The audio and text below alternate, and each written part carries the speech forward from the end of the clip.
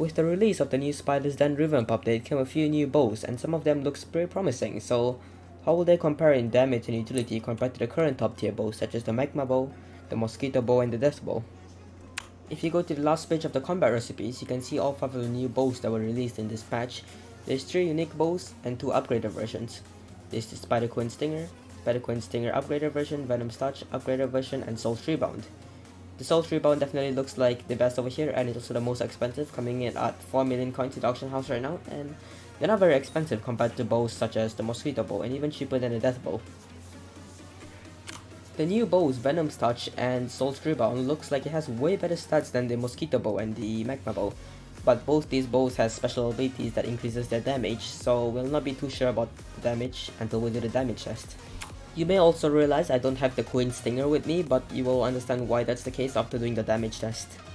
So first I'm going to be comparing the endgame variants of the 3 bows that are completely maxed, and as you can see, this Mosquito bow, the Magma bow, and the Souls Rebound, these are maxed or close to being completely maxed, so it should be a fair test. And I will use the superior sets first for more balanced out stats. With the Mosquito bow I will be doing 575,000 damage, and with the Magma bow I will be doing 591,000 damage, so slightly more than the Mosquito bow. And with the Souls Rebound I will be hitting for, you gotta wait 5 seconds for the ability to take in, 650,000 damage, so this has clearly out damages the 2 current top tier bows, so it might be worth investing in these, but keep in mind that you cannot put aiming in these new bows, so it may be a bug or it may be intended, so just keep that in mind. And the Death bow, even if it's not max, it will out damage both of these bows against undead monsters. As you can see, 1 million damage over here. So if you're going against undead monsters, just use the Death bow. If not, don't even think about it. If you go to the Tuxedo set for maximum damage, with the Mosquito bow I will be hitting for 1.07 million damage. With the Magma bow, 1.13 million damage, and with the Souls Rebound I will be hitting for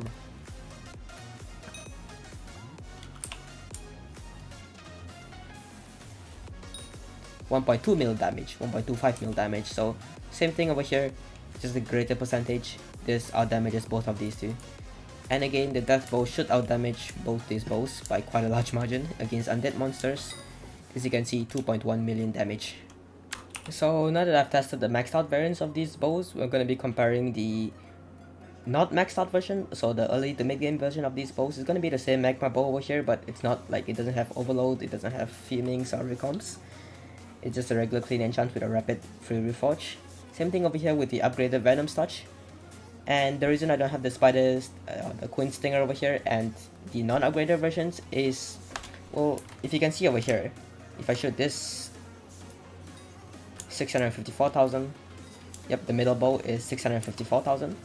And if I go to the Magma bow over here, it's gonna be 766,000 with the Tux set. And if I go to something like the subset, which is more reliable, it's still gonna be 400,000 and 350,000. So the Magma bow is better than the upgraded Venoms Touch, even if it's cheaper. So if you want a maxed out Venoms Touch, you might as well just go with the maxed out Magma bow because it's better.